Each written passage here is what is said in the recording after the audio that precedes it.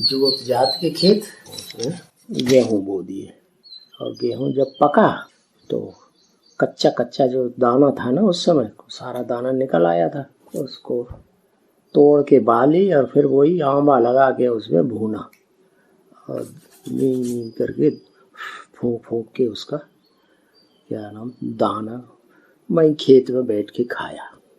स्वादिष्ट एकदम, रोटी खाने की दिल ही नहीं। एक साल कोई खास पैदाइश नहीं कर पाई क्योंकि पहली बार खेती की, उतने होशियार नहीं थे। फिर भी घर में कुछ न कुछ खाने के लिए इंतजाम तो हो ही गया। और उस खेत के बीच में ही एक बगीचा था, 10-15 आम के पेड़ थे। आम के दिनों में खूब आम खाया। फिर वो आस पड़ोस के खेतों में ज्यादा अनाज पैदा हुआ, 1.5 गुना। हमारा 2/3 पैदा हुआ। पिताजी ने कहा हमको तो करना आता ही नहीं है, छोड़। पिताजी का तो अकेले लड़के थे, तालमेल क्या रहता था बेचारा। पिताजी गरीब आदमी, क्या तालमेल का। हम जैसे जैसे खिलाते थे पिलाते थे, ज्यादा परेशानी तो माँ को होती थी। ऊंचे घर से आई थी, बड़े वैद्य की लड़की थी।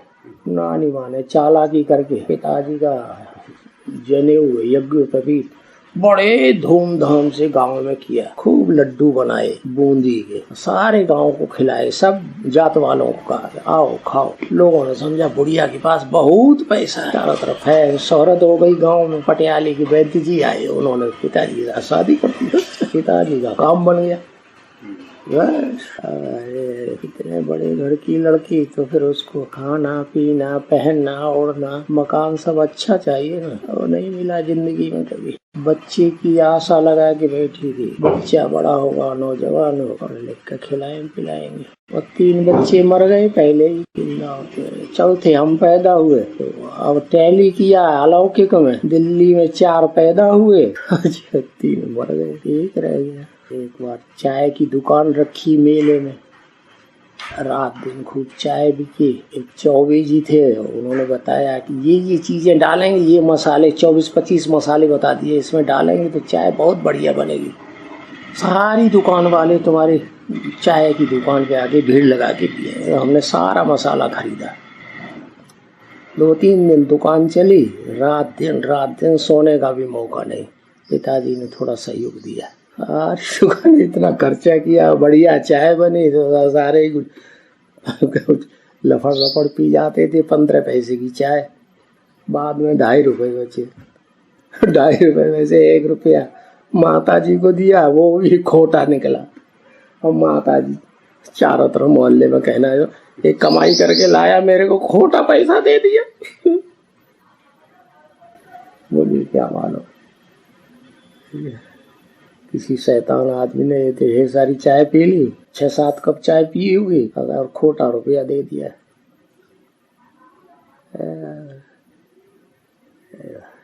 गंगा जी के घाट पे कार्तिक को मेला लगता है, वहाँ बहुत भारी मेला होता है। कम्पिलानी में तीर्थ स्थान मानते हैं ना, तो वहाँ गंगा जी का प्रसाद बहुत चढ़ाया जाता है।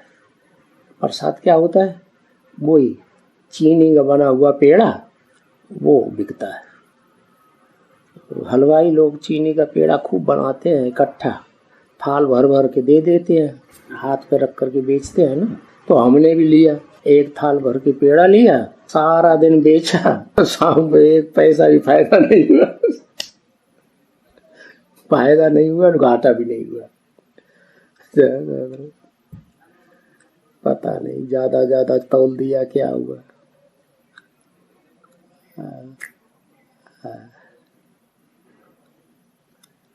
ऐसे ही गुरु नानक की जिंदगी में हुआ, वो भी ऐसे ही दुकान चलाते थे, उसमें घाटा ही मार देते थे। पिताजी ने शरीर छोड़ा जब दिल्ली में प्रेमकांता भाइयों के चक्कर में फंस गई, तो हम ऑल इंडिया टूर में निकल गए 78 के अंत में। 78, 79, 80, 81, 82 तक 5 साल टूर में ही रहे। जितना पैसा था अपने पास वो सब खलास हो गया। टूर में भी लोग कोई जिनकी समझ में आता था देते रहते थे कुछ न कुछ, लेकिन फिर अचानक पिताजी ने शरीर छोड़ दिया 82 में। हम फर्रुखाबाद में थे उस समय, गंगा जी की सेवा कर रहे थे। गंगा जी के घर में कभी कभी खाना मिल जाता था, बाकी उन्होंने रहने के लिए ठिकाना कभी नहीं दिया। घर में 4-5 लड़कियां थी, हम नौजवान थे, इसलिए सोचा होगा हम उस टंडे को कहाँ दूं जगह। तो धर्मशाला में टिके रहते थे। 1-2 बार ऐसा हुआ धर्मशाला में बहुत भीड़ हो गई और थैला रखने के लिए अलमारी भी छोटी सी नहीं मिली। बरसात के दिन थे तो फिर पार्क में ही सोना पड़ा, पटिया के ऊपर। पटिया पड़ी रहती है चिल्ली। रात में बरसात हुई, प्लास्टिक ओढ़ के छो गए। 1 दिन सोए, 2 दिन सोए और बरसात रोज हो रही। खींच आ गई। सवेरे को उठ करके गंगा जी पर लेटरिन बाथरूम नहाने के लिए जाते थे। परेशान हो गए, बाबा से कहने लगे, बाबा कहाँ ये ऐसा ज्ञान दिया कि इसमें भटकना पड़ रहा है। और उसी दिन एक लड़का जिसको प्राइमरी स्कूल में 3 साल पढ़ाया था, कक्षा 1 से 3 तक, वो आया गंगा जी में, मिला और उसने बताया, बाई चांस मिल गया कि आपके पिताजी तो बहुत बीमार, तो हो सकता है वो शरीर छूट गए, उनको कैंसर हुआ है। नहीं, हाँ कैंसर नहीं, क्या कहते हैं, नहीं कैंसर नहीं, वो शुगर। तो हमने कहा कि भाई 1-2 दिन की और सेवा रह गई है, वो करके हम 2 दिन के बाद आएंगे। 2 दिन बाद पहुंचे तो शरीर छोड़ दिया। फिर हमको ठिकाना ही नहीं था कहीं। लोग हो गया, वो बहन पहुंच गई थी, उसने जला अला के सब क्रियाक्रम कर लिया, शाम हो गया। तो हम पहुंचे तो घर तो खाली था। बहन आई हुई थी बहुत दिनों से, वही परवरिश कर रही थी पिताजी की। घर से बुलावा आता था कि अब जल्दी आ जाओ, यहाँ कोई खाना बनाने वाला नहीं है। बच्चे छोटे छोटे विश्वनाथ परेशान हो रहे। उन्होंने अपनी बहन को बुलाया, वो भी चली गई।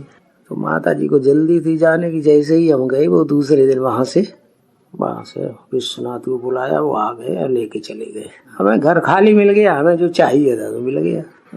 से बीके में चल रहे थे, शुरुआत चलना शुरू किया। जोश में आकर रजिस्टर पोर्ट से क्या नाम, इनलैंड लेटर में रजिस्टर्ड पोस्ट से 2-3 पत्र भेज दिए कॉपी करके। एक विजय लक्ष्मी के यहाँ, एक मोहल्ले में जो पीछे घर है ना शुक्लों का, बीकर राम शुक्ल के यहाँ, और एक अपने ही मोहल्ले में पड़ोस में नेक्से पांडे थे उस समय। तो पड़ोस में मनोज भाई रहता ना, उसके चाचा, उनको 3 पत्र भेजे। उसमें लिख दिया कि अब हमें लौकिक बाप की कोई प्रॉपर्टी नहीं चाहिए, हमने अलौकिक बाप की गोद ले ली। आप बहनों को बताया आप संभालिए मकान को, या जो कुछ भी बाबा के पास बैंक बैलेंस हो, हमें कुछ नहीं चाहिए। अब पहुंचे तो फिर इन लोगों ने अपनी मीटिंग की, विश्वनाथ वगैरह ने, भाइयों ने। उन्होंने कहा कि हम अपनी बहन का कोई हिस्सा नहीं ले रहे हैं शादी करने के बाद, तो हम दूसरे की बहन का हिस्सा क्यों लेंगे। तो उन्होंने मना कर दिया, हम कुछ नहीं लेंगे, आपको संभालना पड़ेगा, बैंक भी संभालो, घर भी संभालो। तो उन्होंने सोचा कि चलो, बाबा ने तो कहा 3 पैर पृथ्वी तुम्हें चाहिए, कोई देता है तो ले लो। तो उनका भाग्य बन गया। क्या हम तो दे चुके थे पहले ही, भाग्य बन गया भाई उन लोगों का। पिताजी गुस्से में आ गए, लोगों ने, गांव वालों ने बता दिया, ब्रह्मा कुमारियों के चक्कर में फंस गया। उन्होंने गुस्से में आ गए। बड़ा बढ़िया जमीन थी गांव की, अहमदगंज के गांव के पास ही। उसमें 8-10 पेड़ भी थे आम के, छोटे छोटे, और क्या नाम, फल आना शुरू हुआ था। और 100 शीशम के पेड़ खड़े थे किनारे किनारे खेत के, इतने इतने मोटे थे उस समय। बाद में उस समय जब हम थे गांव में, तब ब्रह्मा कुमारियों में जाने से पहले 68-69 में, 3 कोस माने 10 किलोमीटर। कायमगंज भी 10 किलोमीटर, कायमगंज के पास में पड़ता है। कायमगंज और अहमदगंज के बीच में एक बूढ़ी गंगा पड़ती है। बूढ़ी गंगा को क्रॉस करके कायमगंज की पहाड़ियों पर कायमगंज बसा हुआ है। क्या होगा फिर तो बस कम वही जमीन जो खरीदी हुई थी, वही रामेश्वर नाथ के पास, वो बेच दिया 900 रुपए में। 500 रुपए में खरीदी थी। कुछ उसमें खेत पैदा कर नहीं पाए, पिताजी ने उसमें गधे वालों को 250 रुपया और दे दिया, तो 500 की जगह 750 की हो गई। मिट्टी इधर से उधर, उधर से उधर खेत बराबर करने के लिए मेहनत की, वो भी कम से कम 500 रुपए की मेहनत तो हो ही गई होगी दोनों बाप बेटे की। तो 1500 का खेत पड़ा, 900 में बिका तो बेच दिया उन्होंने। गांव वालों को जरूरत थी, बार बार आते थे कि हमें हमारा मकान गंगा जी के पानी में डूब गया, अब आपका खेत तो खाली ही पड़ा रहता है, हमें दे दो तो हम गांव बसा लेंगे उसमें। तो चिनगटपुर वो गांव वाले बस गए। पिताजी को भी गुस्सा आ गया। महंत जी ने एक बार उनकी ऊंची ऊंची खाई थी ना खेत की, रामेश्वरनाथ जी के मंदिर की, तो वो मिट्टी खिसक के हमारे खेत में आती थी, माने खाई चौड़ी हो रही थी। तो पिताजी ने उस मिट्टी को काट करके अपने खेत में मिला लिया, जो चौड़ी हो रही थी उनकी। मेड़ को बनाते हैं ना ऊंचा ऊंचा कर, उनका हम अपने हिस्से की मिट्टी काट करके खेत अपना 5 बीघा पूरा कर लेते। तो महंत जी आए गुस्से घर में, उन्होंने फावड़ा बड़ा सारा छीन करके और ले गए। यहाँ बिल्कुल इस खाई पे पाँव नहीं रखना। अब पिताजी को गुस्सा आया तो घर में बैठ गए। अब निकले ही नहीं बाहर, खेत भी नहीं देखना। 4-5 दिन के बाद महंत जी कोई औरत की चक्कर में फंस गए और औरत ने उनको गंदा कर दिया। अब वो बात चारों तरफ लोगों को पता चल गई। औरत ने भी ढोल पीटना शुरू कर दिया, ऐसा करता है वैसा करता है। महंत जी वहां से निकल के भाग गए, लोग सोटा लोटा लेकर के। ऐसे पिताजी थे तपस्वी। आए होंगे 82 में शरीर छोड़ा है, तो 82 के बाद कितने साल हो गए? 18 वो और 20 ये, 18 और 20 30 38 साल के हुए हो। माँ ने तो 65 में ही शरीर छोड़ दिया। ये भी कहानी बड़ी विचित्र है उनको है। हाँ, मम्मा ने भी 65 में शरीर छोड़ा। तो उनको फिट आता था माता जी को, टीबी की बीमारी हो गई, वो ठीक हो गई, लेकिन एलोपैथी की दवाइयां खा करके ये बीमारी शुरू हो गई फिट आने की। तो फिट आ चारपाई से उठ करके भागने लगती। हम लोग घर में रहते थे, ठीक है, कंट्रोल कर लेते थे। एक बार वो क्या नाम, रात में वो रामलीला का ड्रामा चल रहा था। कोई बाहर से मंडली आई हुई थी, वो दिखा रही। मोहल्ले के सब औरतें गई और बहन भी चली गई। पिताजी भी उसी की देखभाल में चले गए। और हम तो स्कूल में थे, प्राइमरी स्कूल में पढ़ाते थे, वहीं बीए का इम्तिहान दे रहे थे प्राइवेटली। कंपिल में नहीं रहते, स्कूल में थे, एग्जाम देने के लिए फरक्काबाद जाना पड़ता था। तो वो रामलीला के दिन, अक्टूबर के दिन चल रहे थे, हम स्कूल में थे, माता जी अकेली रह गई। उनको आया होगा फिट, दरवाजा खोल करके बाहर जो छत थी दुकान की, उसके ऊपर से दौड़ी होंगी, गिर पड़ी, टांग में चोट आ गई। गिरते ही पता नहीं उन्होंने तड़प के शरीर छोड़ दिया होगा। सामने वाले गजेंद्र चौबे हैं, वो ड्रामा देख करके सवेरे ही, ड्रामा देख के नहीं, अधूरा ही छोड़ करके अपने खेत की रखवाली करने के लिए, देखने के लिए आए होंगे।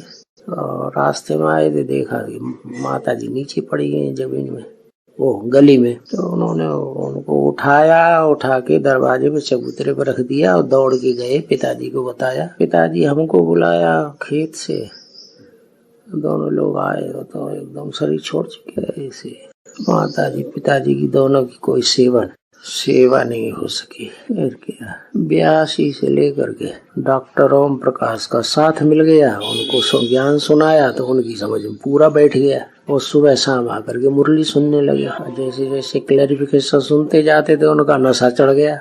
साल भर तक वो अकेले ही चलते रहे और उनके अकेले चलने से हमको फोर्स मिल गया।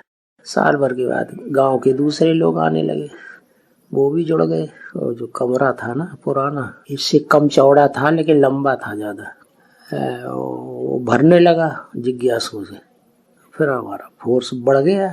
तब तक ये पुष्पा माता और कानपुर की गंगा की अम्मा, जनक माता, और वो कानपुर की वो क्या नाम, पद्मा माता, और बनारस की एक प्रिंसिपल माता थी इंटर कॉलेज की। उनको पता पड़ा कि वो वहाँ कंपिल में बैठ गए, तो वो भी पार्टी बना के आ गई और पुष्पा माता इसको भी ले आई। कमला बढ़िया संगठन बन गया। 2-3 दिन क्लास हुआ उनका, गांव वाले भी बड़े रिफ्रेश हुए, खुश हुए। वो लोग वापस जाने के बाद रवीश को पता चला, तो वो भी आया भट्टी करने के लिए। भट्टी करके गया और सीधा शांता के घर में पहुंचा।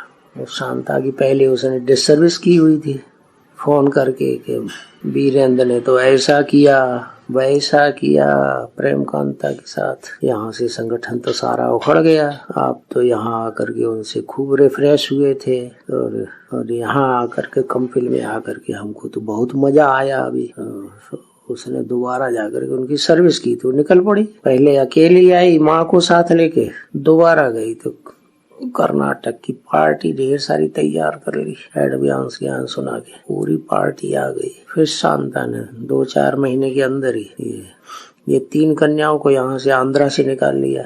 सूर्य प्रभा, कमला हैदराबाद की, गीता पुरानी युवराज की बहन कमला, पहले गीता नाम था, और अनुराधा। तीनों बहनें इकट्ठी होकर के अपनी अपनी माताओं को लेके पार्टी के साथ पहुंच गई। रिफ्रेश हुए, कोर्स कराया 7 दिन, तो जाते ही सरेंडर हो गई तीनों की तीनों। और कौन था? कोई था ही नहीं। वो कभी कभी आती थी पुष्पा माता कमला को लेके, बड़ी मम्मी को लेके आती थी। 86 में शांता सरेंडर हुई, 84 में सरेंडर पत्र ये भी चल के लिख के चली गई। फिर बीच बीच में आती रहती थी, चली जाती थी। कोई बहन या माता थी नहीं तो फिर रख नहीं सकते थे कन्या को। पुष्पा माता की नौकरी थी, छोड़ नहीं। शांता आने के बाद फिर माँ को मौका मिल गया रहने का। उनकी अम्मा भी डटी रही 1-2 महीने। पुष्पा माता और शांता की मम्मी दोनों ने सरेंडर पत्र लिखा। दोनों ने सुबह को लिखा और शाम को फाड़ के फेंक दिया। मैं नहीं ऐसा सरेंडर हो सकता। बाबा की हर बात को मानना है। फाड़ फोड़ के दूसरे दिन चली गई। शांता रह गई। पहले दोनों लोग बड़े प्यार से रहे, शांता और मम्मी। तब तक आंध्रा की ढेर सारी कन्याएं सरेंडर हो गई। उनमें ये बीएसपी की गंगा भी है, पुरानी बहनों में। कर्नाटक का एक कुमार सिद्धू भाई बीजापुर का, वो भी सरेंडर हो गया। बढ़िया। कंपिल का सियाराम, पुराना सियाराम था एक, खेती का काम छोड़ छाड़ के वो भी इधर ही बैठ गया। बाहर का कमरा दे दिया उसे रहने के लिए। तो चल पड़ा, पार्टियां आने लगी। अब तो बेल पौड़ गई, कहा करे कोई, कहाँ रखेंगे, जगह है। फिर क्या था, चल गई ट्रेन तो चल गई। 87, 88 में, 90 में 10 कन्याएं सरेंडर हो गई। 9 कन्याएं। माउंट आबू में आवाज पहुंच गई और वीर ने तो यहाँ से निकाल दिया। तो 9 कन्याएं सरेंडर कर ली। ब्रह्मा कुमारी में हड़ बम फैल गई, हड़कंप फैल गया। ये कैसा आदमी निकला, कैसा लड़का निकला। बिन फेरे हम तेरे बना ली 9 कन्याएं। कान खड़े होने लगे। मेहनत करके वहाँ विजय बिहार की जमीन खरीदवा ली। फिर बड़ी मम्मी की बुद्धि, दिल्ली में भागने लगी। इतनी बड़ी जमीन मिली, उसमें बिल्डिंग खड़ी करने के लिए, और ज्यादातर दिल्ली में ही रहने लगी। 93 में, फिर ये 92-93 में ये क्या नाम, काशी माँ आई पहली बार। कुछ दिन रही नानी के साथ, फिर चली गई। तो और कन्याएं भी आई, हैदराबाद की, ये कलकत्ते की, राउरकेला की, अच्छी पढ़ी लिखी कन्याएं। 2-3 साल में सरेंडर भी हो गई। क्या ये लोगों ने खरीदा, वो अपना पैसा उड़ने लगे। पैसा कहाँ डाले, तो कंपनियों में पैसा डालना शुरू किया। तारा कंपनी में डाला, और क्या कुबेर कंपनी में डाला, त्रिकोण कंपनी में डाला। उसकी एक शाखा कंपनी में भी खुल गई। उसके मैनेजर यही बन गए, श्यामू के बड़े भाई। तो त्रिकोण में भी ढेर सारा पैसा जमा कर। फिर तो ज्यादा पैसा आने लगा, तो फिर गोल्डन फॉरेस्ट कंपनी का पता चला। एक भाई थे अहमदाबाद के, जय सुख भाई, वो पुराने एजेंट थे गोल्डन फॉरेस्ट। सुख नहीं, दल सुख भाई। अपना पैसा कभी भी नहीं डाला गोल्डन फॉरेस्ट में, दूसरों का तो डलवाया, अपना पैसा एक भी नहीं डाला। और जितना भी वो मिलता था, क्या एजेंटशिप कंपनी से, वो सारी निकाल देता था, कुछ भी नहीं रहने देता था। लाखों रुपया उन्होंने कमा लिया। उन्होंने बताया ऐसे ऐसे है, यहाँ बहुत ब्याज मिलता है और हर साल पैसा पेमेंट करते हैं बैंक में। बुद्धि उधर खिंच गई। जिज्ञासु का सारा पैसा उठा के 50-50 के 1000 के हिसाब से गोल्डन फॉरेस्ट में एक एक खाता सबके नाम से, अब पीछे से अपना नाम, माँ का नाम लगा के शुरू कर दिया। करते करते 93 से लेकर के 94, 95, 96, 97, 98 तक, 99 तक, 98, 99 में पता नहीं क्या हुआ, ये सारी कंपनियां छोटी मोटी वही सब फेल होने लगी और लोग घबरा गए। गोल्डन फॉरेस्ट से भी जल्दी से पैसा निकालना शुरू कर दिया। अब इतने लोगों का पैसा कहाँ से वापस करें इकट्ठे, तो कुछ न कुछ धंधे में लगा देते थे कंपनी वाले, या जमीन खरीदने में, जंगल खरीदने में लगा देते थे। तो प्रॉब्लम हो गई, पैसा पर पूरा दे नहीं पाया।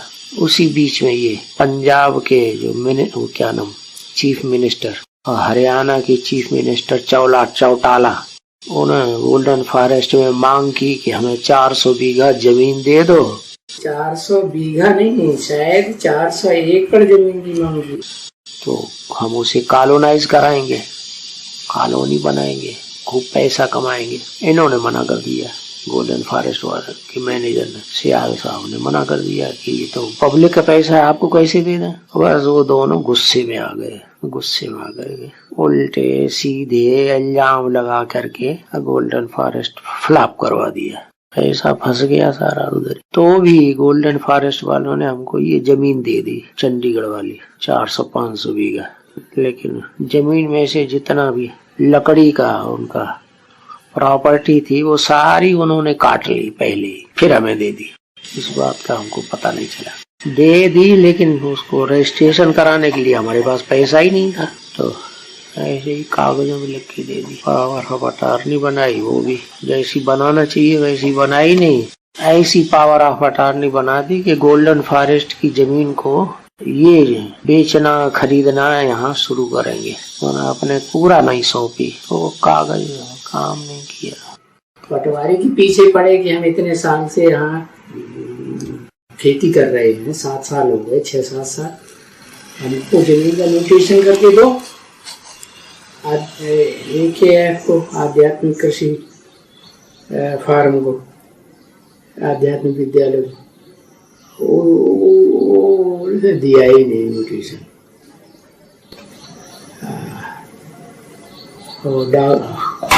पटवारी का म्यूटेशन हो जाता है तो पक्का हो जाता है कि हाँ भाई इनका कब्जा भी है। गड़बड़ हो गई। हम अंग्रेजी जानते नहीं थे, बहनों ने ध्यान नहीं दिया उसे पढ़ने में। वो पावर अटॉर्नी उन्हें इस तरह दे दी कि ये जमीन की देखभाल और बेचना करना ये गोल्डन फॉरेस्ट की तरफ से करेंगे। तो वो जमीन जैसे हमको नहीं मिली, ओनरशिप बनाना चाहिए ना।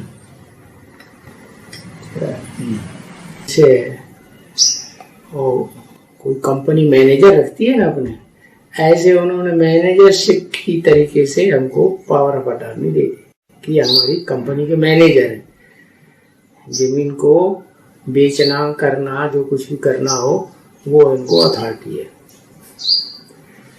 और अंग्रेजी में हम जानते नहीं थे, पता, बहनों ने ध्यान नहीं दिया उसे पढ़ने है। इधर ब्रह्मा कुमारियों ने जब कंपनी के ऊपर फेल हो गई और ब्रह्मा कुमारियों ने हमारी शिकायत की, वहाँ जो वहाँ बैठाया गया था जज, कहाँ, चंडीगढ़ में, गोल्डन फॉरेस्ट की प्रॉपर्टी को पता लगाने के लिए कहाँ कहाँ फैली हुई है। ब्रह्मा कुमारी ने शिकायत की कि इनको भी जमीन दे दी है गोल्डन फॉरेस्ट वालों ने, ये कब्जा किए बैठे हैं, तो वो जमीन भी उसने ऑक्युपाई कर ली। अभी कह रहे हैं और सारी जमीन उन्होंने बेच दी, करोड़ों रुपए में बेच गवर्नमेंट। कोई किसान कह रहे हैं कि हमें बहुत कॉस्टली दी है, लेकिन DLC का पता लगाया तो बहुत कम है। DLC जानते हैं, गवर्नमेंट के ऑफिसरों ने खाया होगा आधा पैसा, सारा खा गए मिल बैठ। कितने बाग लगाए थे, शरीफे का बाग लगाया, सीताफल का।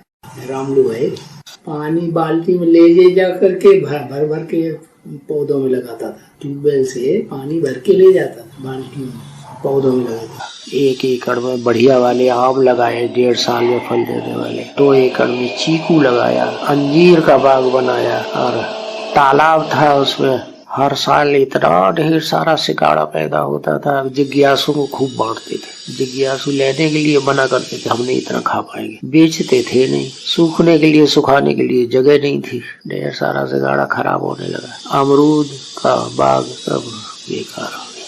उनके लगाए हुए किन्नू के बाग थे, उसमें परवरिश करना नहीं जानते थे, कटाई छटाई नहीं हुई तो वो सब ठंडे हो गए। अब आज सुप्रीम कोर्ट ने ले लिया। चंडीगढ़ के लोग कहते थे आप तो चंडीगढ़ में बड़े महाराजा बन गए, बहुत पैसे वाले, इतनी प्रॉपर्टी तो किसी के पास नहीं होगी। 500 बीघा जमीन चंडीगढ़ में, जहाँ खाली जमीन है ही नहीं बिल्कुल। जब वो खेत चला गया तो खूब पहाड़ के ऊपर चढ़ा दिया, जैसे ऊपर से गिरा दिया। संस्था चलती रही, जितनी खेती उधर चली गई उतनी खेती यहाँ आबू में फिर तैयार हो गई। अब देखो क्या होता है, कौन सी पहाड़ की चोटी से गिराए जाते हैं, क्या किया जाता है। गिराए तो गए ही, कम से कम नॉन अवेलेबल वारंट निकल गया, ये भी तो गिराना ही हुआ। शास्त्रों में लिखा है प्रहलाद को जो राक्षसों का बच्चा था, राक्षसों में पैदा हुआ था ना, तो उसके बाप ने पहाड़ पे चढ़ाया उसे और फिर नीचे गिराई दिया, फेंक दिया पहाड़ से नीचे। और विष्णु भगवान ने उसे हाथों में उठाई है, ऐसी कथा वाला है महाराजा जैसा, और फिर नीचे गिरा दिया। लोगों की बुद्धि में तो आ गया कि बहुत ऊंचा आदमी बन गया ये, फिर नीचे गिरा दिया। नीचे गिरा दिया माने सारा गोल्डन फॉरेस्ट की संपत्ति सुप्रीम कोर्ट ने छीन ली ना, तो नीचे गिर गया ना। अब देखो क्या होता है आगे चल के ड्रामा में। उधर गोल्डन फॉरेस्ट का चक्कर चल गया इधर ये दुनिया भर के केस लग गए फरुखाबाद में, कंपिल में, और उनमें लगातार पेशी होना शुरू हो गई। ऐसे होता है, up and down, down and up. आपका क्या होता है आगे चल के तो देखें। एक दिन में सैकड़ों लोगों की सर्विस होती थी। लोग 1 घंटे के अंदर, 2 घंटे के अंदर अनाउंसमेंट होता था एक शहर में, ढेर लोग इकट्ठे हो जाते थे। अब देखो सारी सर्विस बंद, अब क्या करें। चलो 77, 79, 80 4-5 सालों में सारा लीवर का बेकार हो गया। जिस घर में जाओ चाय पियो, सारा दिन में बस उस चाय से ही पेट भर जाता। ऐश करो दोस्तों दुनिया की दीवालों से, नहीं तो मारे जाओगे सबके सब बेकारों से। जो बिघन रूपी दीवालें है ना, उनसे भी ऐश करो। ऐश करो दोस्तों दुनिया की दीवालों से, नहीं तो मारे जाओगे सबके सब बेकारों से। ये जो बिघन रूपी दीवालें खड़ी है ना मस्जिद की, उनके साथ भी ऐश कर लो। कुमार खदादी जैसी इस्लाम धर्म की दीवार है, मस्जिद बनाने वाली, मस्जिद दीवार खड़ी कर देते हैं, उसकी पूजा करते हैं, भगवान को पहचानने ही नहीं देते, बिगड़ की दीवार ऐसी खड़ी करते हैं। क्या था ऐश करो दोस्तों दुनिया की दीवालों से, नहीं तो मारे जाओगे सबके सब बेकारों से। कहां से गीत याद आते हैं? फिल्में देख देख के सत्यानाश किया है अच्छे से। बाबा ने कहा है सबसे ज्यादा पतन होता है उपन्यास पढ़ने से और फिल्में देखने, सबसे ज्यादा आत्मा का सत्यानाश होता है। ज्ञान में आने से पहले रेगुलर फिल्म देखते थे क्या? खूब डट के। कहाँ? थिएटर में क्या? दुनिया वाले परेशान करते थे, दुखी करते थे। थोड़ा ऐसी दुनिया है। 250 जगह अप्लाई किया नौकरी के लिए, एमए पास करने के बाद और 2 साल की ट्रेनिंग करने के बाद और 3 साल फेल होने के बाद, क्या 16 साल, 3 साल 19 साल और 2 साल 21 साल, और 50 जगह साक्षात्कार किए, जो भी पैसा जेब में था सब खर्च कर दिया, एक जगह भी नहीं लिए गए। और प्रूफ हमारे पास अभी भी रखे हुए हैं। 250 जगह अप्लाई किया, वो यूपीसी प्रूफ होता है ना डाक खाने का, और 50 जगह जाके साक्षात्कार दिए स्कूलों में और कॉलेजों में, कहीं भी नहीं लिए गए। वो पहले से ही नियुक्त करके रखते थे जिसको लेना होता था उसको। इसलिए फिल्म देखने चले जाते थे। और परेशान करके रख दिया, तो कहीं तो कुछ आनंद लेंगे। तो जब मौका मिलता था डट के फिल्में देखते थे। इश माना क्या पूछ रहे हैं? ऐसा माने स्त्री पुरुष जो मस्ती मारते हैं, सो जिससे पेट में जन्म जन्मांतर मस्ती मारते हैं तो पेट में गैस बनती है। मेरे पेट में ढेर सारी गैस बनती है। ऐस आराम, एशिया नाम क्या है? एशिया नाम है ना, किस तरह नाम पड़ा एशिया? नास्तिक धर्म के लोग ऐसे ही तो करते हैं, और क्या करते हैं। अम्मा हो उसे भी नहीं छोड़ेंगे, बहन हो उसे भी नहीं छोड़ेंगे, बेटी हो उसे भी नहीं, भतीजी हो, भांजी हो, उन संबंधों से कोई मतलब नहीं। कैसे पता है? ये कैसे हो सकता है? कैसे हो सकता है? बच्चा पैदा हुआ उसको उसमें डाल दिया काय में, बच्चा पैदा हुआ उसको डाल देते हैं उसमें शिशुगृह में, वहां पलते रहते हैं बच्चे, माँ बाप अपने नौकरी करते रहते हैं जाके फ्री, बच्चों को आया है संभालती रहती हैं। थोड़ा बड़ा हुआ स्कूल में हॉस्टल में डाल दिया, प्राइमरी स्कूल में, और बड़ा हुआ कॉलेज में और हॉस्टल में डाल दिया, और बड़ा हुआ कॉलेज की बड़ी पढ़ाई भी अगर पढ़ ली तो फिर ट्रेनिंग में डाल दिया, ट्रेनिंग से निकला नौकरी में डाल दिया, नौकरी में गया तो उन्हें अलग अलग क्वार्टर दे दिए, तुम अकेले रहो, बहनों को भी, माताओं को भी और भाइयों को भी, जो चाहे उसके क्वार्टर में घुस जाए, औरत चाहे आदमी, जिससे जिसकी सिट्टा जोरी बन जाए। अब हम पता रहेगा कि कौन हमारी अम्मा, कौन हमारे बहन और कौन हमारी बेटी। फिर ऐश करो दोस्तों। धर्म कल्याणकारी क्या कल्याणकारी? कल्याणकारी। 77, 79, 80 4-5 सालों में सारा लीवर का बेकार हो गया। जिस घर में जाओ चाय पियो, जिस घर में जाओ चाय पियो, सारा दिन में बस उस चाय से ही पेट भर जाता।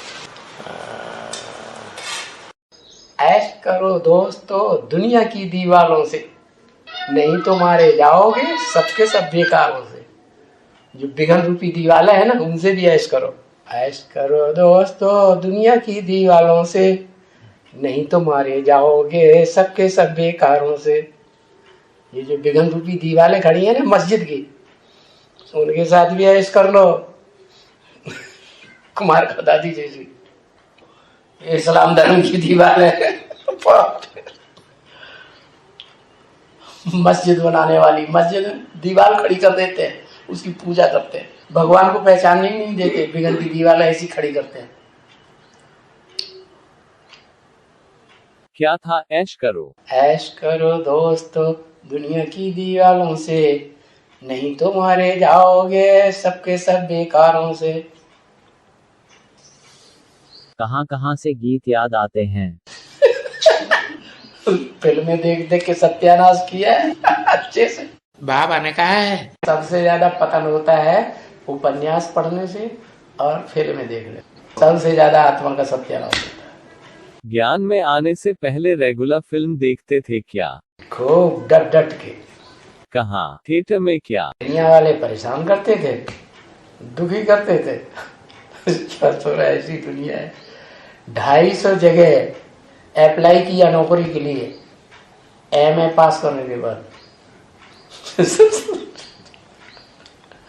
और 2 साल की ट्रेनिंग करने के बाद और 3 साल फेल होने के बाद, क्या 16 साल और 3 साल 19 साल और 2 साल 21 साल, और 50 जगह साक्षात्कार किए, जो भी पैसा जेब में था सब खर्च कर दिया, एक जगह भी नहीं लिए गए।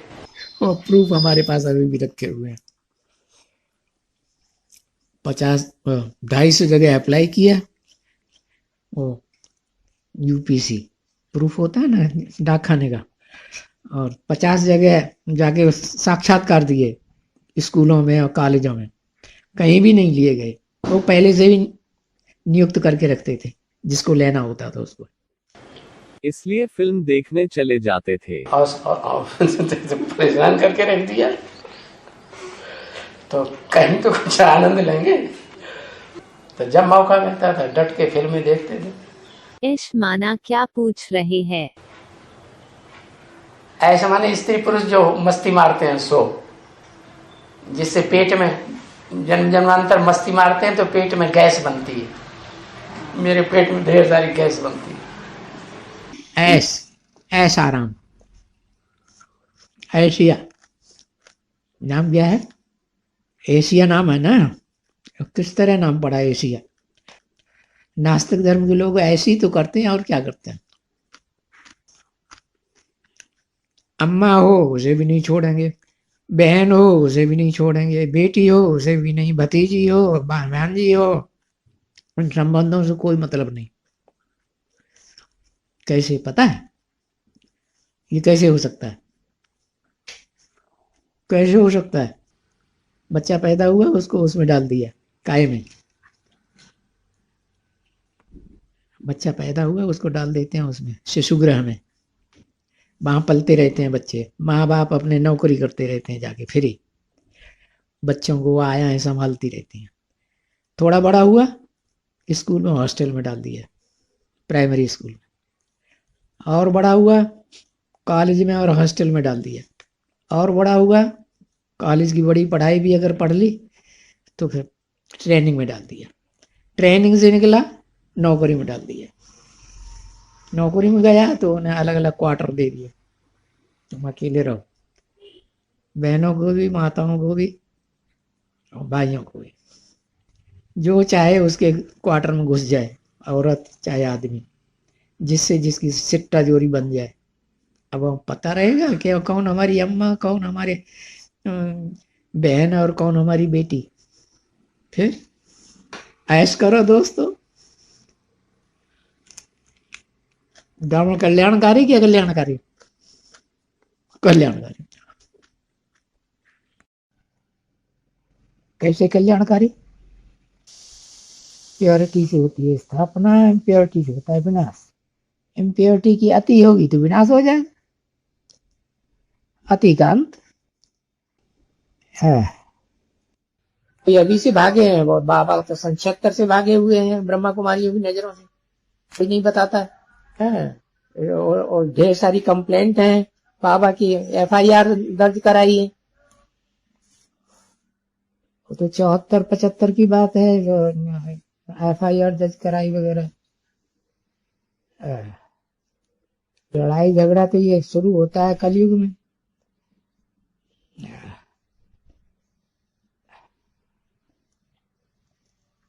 कलयुग में खास विशेष आक्रमण होते हैं मुसलमानों के, क्रिश्चियंस के। वो लोग गाड़ी लेके पीछे पीछे फिरते रहे। एक बार तो उषा माता के पति को पकड़ के ले गए। अभी तो उषा माता ने भी सभी छोड़ दिया सबको। उनकी जो बहन थी उसने भी शायद सत्या ने शरीर छोड़ दिया, उनके सामने की बात है। नानी के सामने की बात है, नानी ने भी शरीर छोड़ दिया। नानी ने, नाना ने, और शक्तिराम शर्मा को पकड़ के ले गए थे, वो भी शरीर छोड़ दिया। उनका फोटो वोटो तो कुछ खींचा नहीं गया, और घर में आकर के गाड़ी ला करके दरवाजे पर खड़ी कर दी, और शक्तिराम शर्मा को, माँ के पिताजी को पकड़ के ले गए और बहुत दूर ले जाकर फिर छोड़ दिया, जब वो लगातार पंजाबी बोलता रहा।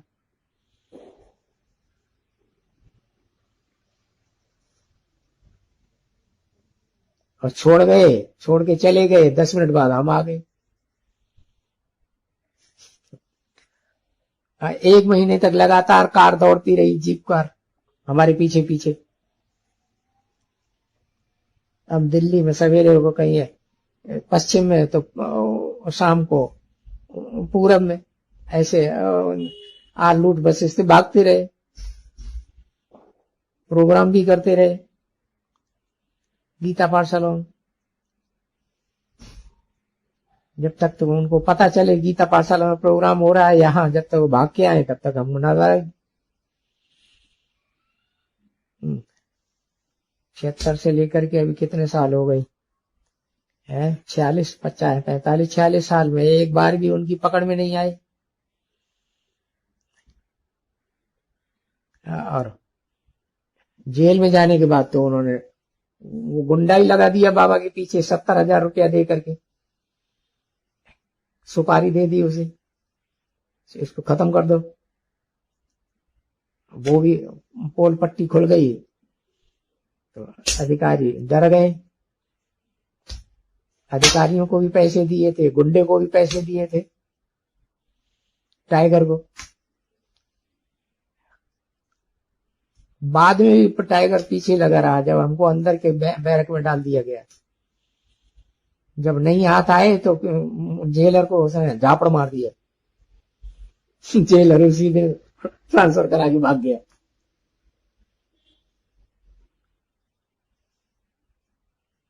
और हमको उस बैरक में रखा गया जिसमें जो किडनैपर है वो उसी बैरक में रहता था और बढ़िया बढ़िया खाना जेल में से बनवा बनवा के खाता था। और ऑफिसरों को जो खाना दिया जाता वो उसके लिए आता था और बैठे बैठे नोट गिनता था किडनैप करवा करवा के। और नोटों में से हिस्सा अधिकारियों को भी देता था। क्या नहीं चलता है जेलों में। और हमारी बैरक में 50% तो ऐसे भाई लोग थे बिल्कुल निर्दोष, निर्दोषों से जेलें भरी रहती है। गवर्नमेंट को नियम ये बनाना चाहिए कि अगर कोई झूठा केस करते हैं और झूठा केस साबित होता है तो उल्टा उन्हीं के ऊपर सजा मारी जाए। लेकिन लोग डरते हैं, उनका नियम ये है कि कंप्लेंट करेंगे तो उनके ऊपर सजा डाली जाएगी। डरते हैं लोग गुंडों से। गुंडे बड़े भगवान से। गुंडे चोर और डकैत आधा पैसा खुद खाते हैं, डकैती का आधा देते हैं पुलिस को। पुलिस के लोग बड़े बड़े ऊंचे आला अधिकारियों तक पैसा का हिस्सा पहुंचाते हैं।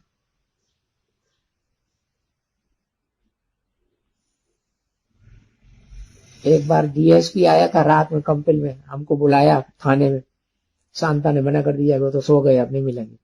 यहाँ नियम नहीं है 8-9 बजे के बाद किसी से मिलने का। तो उस दिन पता चला कि डकैत बुलाए गए थे बाबा को पकड़ने के लिए। अगर उस दिन चले जाते तो डकैत पकड़ के ले ही जाते। फिर अनाप शनाप पैसा मांगते।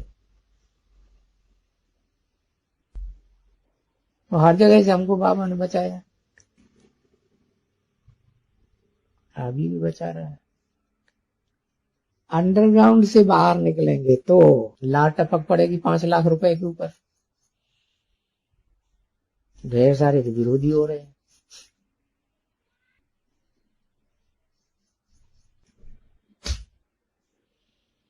हाई कोर्ट से काशी माँ का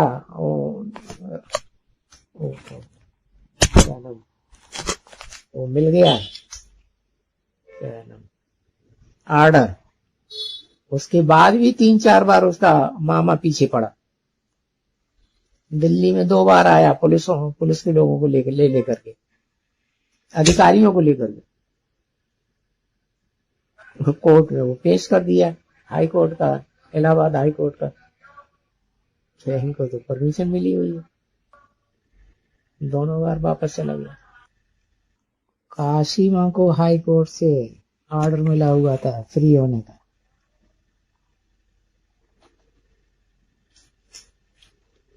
अभी तक ब्रह्मा कुमारियां तो कुछ बिगाड़ नहीं सकी। लेकिन ये अंदर के लोग ये बहुत सक्रिय हो रहे हैं, जो विरोध में निकल रहे हैं और ब्रह्मा कुमारियों से मिल रहे हैं, मिलकर के हमला करेंगे।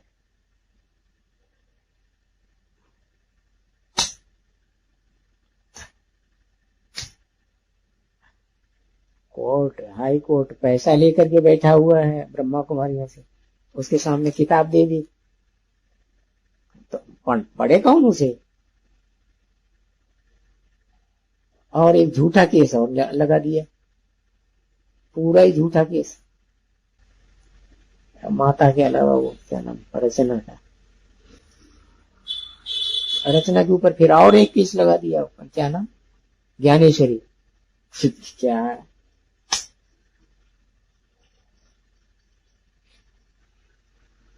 फरुखाबाद में भी जो केस हुए वो सब अंदर के भाई बहन है, वो विरोधी हो गए तभी तो केस हो पाए, तभी बाबा को जेल में जाना पड़ा। अंदर के लोग विरोधी न होते, 8 लोग थे अलग अलग स्टेट के।